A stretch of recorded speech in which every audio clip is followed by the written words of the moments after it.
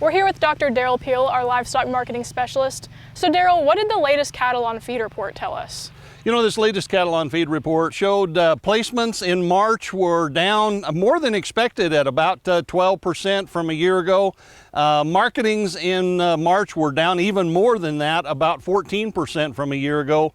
And the April 1 cattle on feed number was still above a year ago at about 1.8% above a year ago. You know, and that makes the 7th month in a row we've had feedlot inventories still above this time last year. So this report also had the quarterly breakdown of steers and heifers, right? That's correct. So we get that every quarter. As of April 1st, the number of steers in feedlots was actually up 2% from 1 year ago. The number of heifers was up about 1%.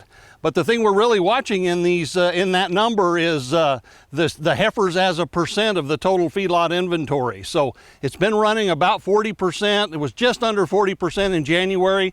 This time it dropped to 38.5%, which is a significant drop, but still well above normal. So it suggests that we're still actually feeding quite a lot of heifers. What about cattle slaughter this year? Let's talk a little bit about that.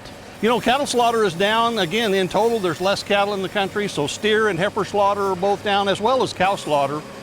So, you know, we continue to see tighter numbers as far as cattle slaughter. So what about carcass weights in beef production? You know, one of the things that offsets the decrease in cattle slaughter is the fact that carcass weights are heavier. I mentioned earlier that the marketings from the feedlots was down significantly, and that's one of the things we've seen in this environment. Feedlots are trying to maintain inventories, so they're slowing down the rate of marketing. They're taking the cattle to heavier weights. We see that in these carcass weights. And so with carcass weights being up, that partially offsets the decrease in cattle slaughter. Beef production then is down for this year. It may wind up not being down quite as much as we thought, because it looks like these carcass weights are going to stay well above year-ago levels going forward. So do any of these things change the overall market outlook? They really don't. I mean, it's still the same general setup. We're talking about tight supplies of cattle as well as declining beef production.